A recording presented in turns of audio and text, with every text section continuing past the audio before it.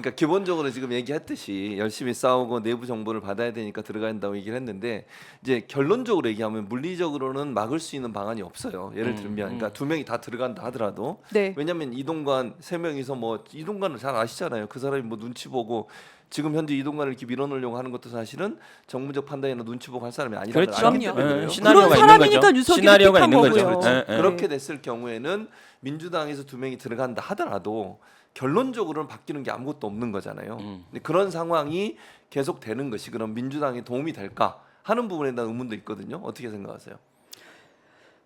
다 날리고 방통위가 제가 계속 말씀드린 전제 방통위가 무력화가 되냐는 겁니다. 그렇죠.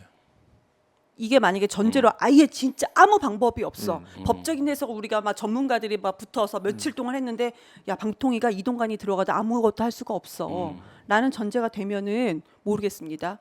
근데 자 보세요. 제가 아주 처음에 장제원이 지금 방통위원장이 아니 저기 방통위원이자 과방위위원 상임위 상임위 위원장. 그러니까 네. 국회 상임위원장이잖아요. 네, 근데 맞아요. 제가 잘렸을 당시에는 아니었어요. 그렇죠. 그때는 아니었죠.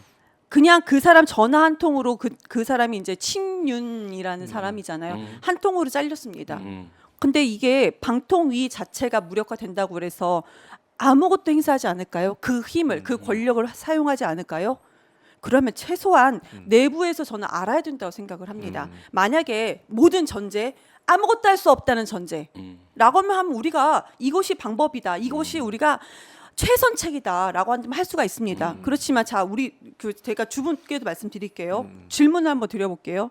자 이렇게 해서 안 들어간다고 해서 그러면은 모든 국민이 보셨을 때 야 윤석열 이동관 아무것도 못하는구나 그런 그림이 그려진다고 보십니까? 아니잖아요. 그러니까 이럴 수 아니잖아요. 그러니까 무슨 말인지는 알겠는데 이럴 수는 있죠. 만약에 두 명인데 만약의 경우를 얘기하는 거예요. 지금 이제 언론도저 얘기한 것처럼 두 명만 있는 상태. 그것도 이동관하고 국민의힘이 추천한 사람 대통령이 추천한 사람이에요. 그렇죠. 그 사람은 네. 둘 다 대통령이 추천한 사람이잖아요. 그렇죠. 야당은 다 빼고 합의제 기구인데. 그렇죠. 그래가지고 만약에 다 처리를 해봐. 여론이 어떻게 되겠어요? 예를 들면 그리고 그랬을 경우에 이제 이건 그 다음 시나리오 중에 하나인데 언론 노조에서 주장하는 것은 탄핵을 시키는 거야 이동관을. 왜냐하면 이거는 너무 불법적이다. 그렇죠. 이게 네. 5명이 합의제 기구로 만들어냈는데 2명이서 그것도 대통령이 추천한 2명이서 앉아가지고 지들이 마음대로 다 해버리고 야당 의견을 아예 듣지도 않고 이렇게 뭐 독재 비슷하게 하는 것에 대해서 책임을 물어서 탄핵 추진이 가능하다라고 하는 시나리오가 있는 것 같아요. 그거는 정말로 언론 노조 입장인 거예요. 이동관은요. 어차피 탄핵감으로 위법한 행동을 많이 할 사람입니다. 그러면은 민주당이 야당 몫을 본인들이 포기를 하고 나중에 탄핵을 추진을 한다. 이게요 시나리오 하나하나 아주 그 정치 고관여층들이 개입을 하면은 앞뒤 사항을 알아요. 우리 국민들한테 어떻게 설득할 겁니까? 이거를 길게 설명을 해야 돼. 자 이런 일이 있어서 우리가 최민호를 뺐고요. 그래서 이동관이 이런 활동을 하게 돼서 탄핵을 추진할 거라고 우리가 지금 기반을 만들었어요. 그래서 우리를 합니다. 이렇게 설명할 겁니까? 아니에요. 국민들은 어떻게 생각하냐면 자 민주당 니네가 포기했네. 그러고 나서 지금 이동관을 탄핵해? 이 프레임을 또 우리가 어떻게 벗어날 거라는 겁니까? 그러니까, 아주 단순한 프레임에서 우리는 지지 말아야 돼요. 그러니까 이제 이후에 이동관이 왔을 때의 방통위 상황이 어떻게 보면 잠깐 그려지는 게 지금 김현 의원이 있는 지금 최근에 일종의 그 KBS 분리징수하면서 통과했던 이런 상황인데 저는 만약에 김현까지 없었다 아니면 김현 이런 우리 쪽에 메시지를 낼 만한 사람이 없었다라고 보면 이거의 야만적이고 폭력적인 부분을 제대로 국민들한테 전달할 수 있느냐라고 보면 그래도 김현 의원이 역할을 좀 한 거라고 보거든요. 뭐 단식도 그럼요. 하고 메시지도 내고 이 문제에 대해서 좀 더 저항도 하고 그러면 할 만큼 했구나. 이게 야당이 이 과정에서 그 몫을 하기 위해서 할 만큼 했구나라고 되는데 지금 만약에 모든 걸 포기하면 듯하면서 그냥 뭐 알아서 해. 우리는 밖에서 알아서 투쟁할게.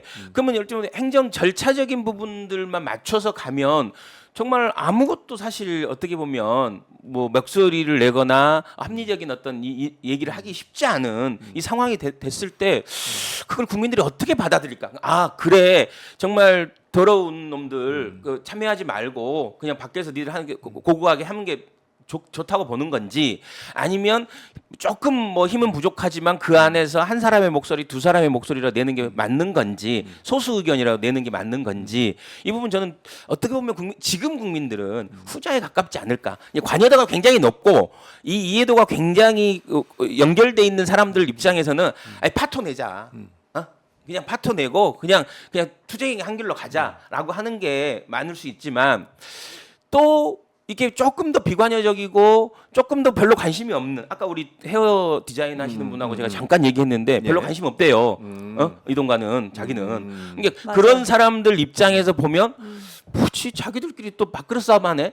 예를 들면 언론 노조도 그렇고 이렇게 느낌이 될 텐데 저는 이 부분은 저는 조금 더 냉정하게 보고 조금 더 축척해야 된다. 그러니까 우리나 이게 예를 들면 앵커님이나 이경 부대변인 같은 경우는 분노가 차죠. 저도 사실 분노가 차죠. 이 사람이 했던 그 과거의 행적들을 알기 때문에 십몇 년 전에 했던 네가 이명박 시절에 했던 걸 다 알고 있다. 나는 뭐 이런 입장에서 보면 정말 치가 떨리고 정말로 이 탄압 기술자고 어떤 사람은 뭐 가해자라고 했더라고요. 정부의 폭력의 가해자다. 그 폭력의 가해자가 오기 때문에 피해자들이 정말로 힘들어하고 있다. 2차 가해다라고까지 얘기하는 사람도 있지만 과연 이 정도의 어떤 분노와 민심의 같은 레벨에 있냐 지금 이 그 위치가 아직은 좀 아닌 것 같아요. 그래서 좀 그걸 조금 더 적극적으로 해야 된다. 일단 그걸 맞춰줘야 된다. 진도를.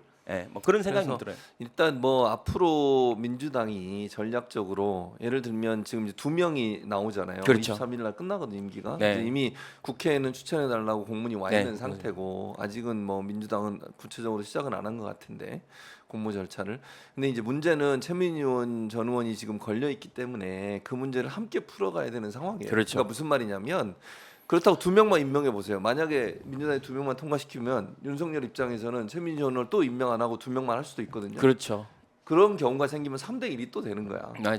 그러니까 그런 부분도 그러면 같이 묶어서 할 수 네. 있는 방안들을 민주당이 전략적으로 선택할 필요가 있다는 네, 거예요. 맞아요. 그렇지 않으면 그냥 최민희 전 의원은 계속 그냥 그 상태로 계속 있게 만드는 그런 상황이 될 수도 있다는 거예요. 맞습니다. 대통령실 입장에서는. 네, 그래서 그런 부분들을 어떻게 잘 전략적으로 할 건지 하는 부분에 대한 고민이 필요할 것 같아요. 맞습니다. 근데 이것도 있죠. 그러면 최민희 전 의원을 왜 윤석열 대통령의 사람은 국회에서 충분히 다 검토하고 통과를 시켰죠. 근데 계속 왜 전략적으로 그들도 전략적으로 그럼 계속 거부를 하고 있는 거잖아요. 그럼 그것도 지금은 국민들이 관심이 없습니다. 그렇지만 왜 그런지를 알게 되면은 최민희 전 의원님 그 한마디로 막 너무 센 발언 할 것 같으니까 싫은 거잖아요. 솔직히 까놓고 보면 그렇죠. 막 싸울 것 같으니까 네. 싫은 거잖아요. 민주당 입장에서 막 얘기할 것 같으니까. 우리 이제 교수님은 되게 교양 있게 싸우는데 최민희 의원님 막 싸울 것 같은 그런 느낌 아니었습니까?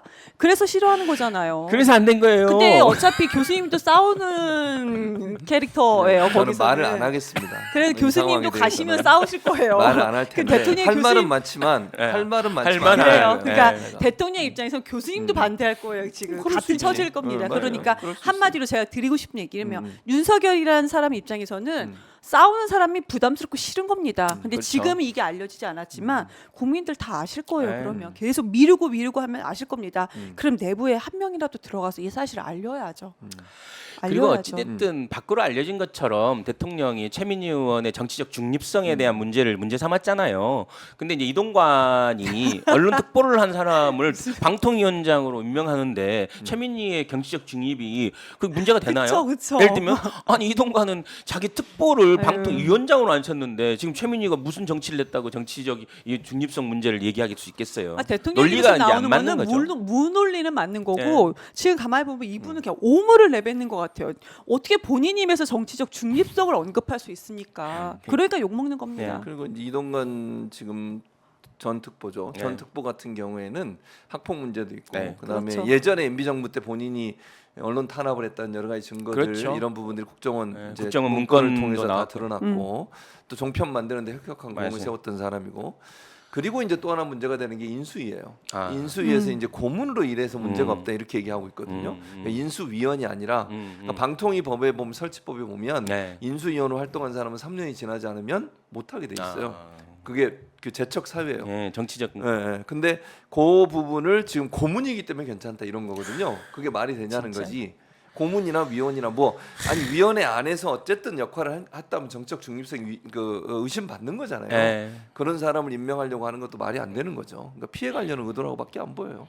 그러니까 법에는 인수위라고 그 명시가 되어 있어요. 근데 윤석열 대통령이라는 윤석열 정권에서는 없는 것을 재해석합니다. 그러니까. 위원이야, 네. 고문은 아니야. 네. 이런 식으로 얘기를 하는데요. 그러니까. 이것도 우리가 알려야 되는, 계속해서 그렇죠. 알려야 알려야죠. 되는 그러니까 이게 거죠. 법적으로도 문제가 될 수 있다는 거예요. 네. 내 말은 이게 그러니까 방통위 설치법에 그렇게 규정이 돼 있는데 그 부분을 해석을 해보면 고문으로 일하는 것도 재척 사유가 충분히 될 수 있다 이런 얘기를 하는 거예요. 그런 부분도 좀 부각이 안 됐어요. 많이 그런 부분은 그러네요. 학폭 문제만 부각이 네, 됐고, 네, 네. 그러니까 법적으로도 문제가 되고 논란이 될 수 있다는 부분을 적극적으로 알릴 네, 필요가 있다 네. 이렇게 생각이 됩니다.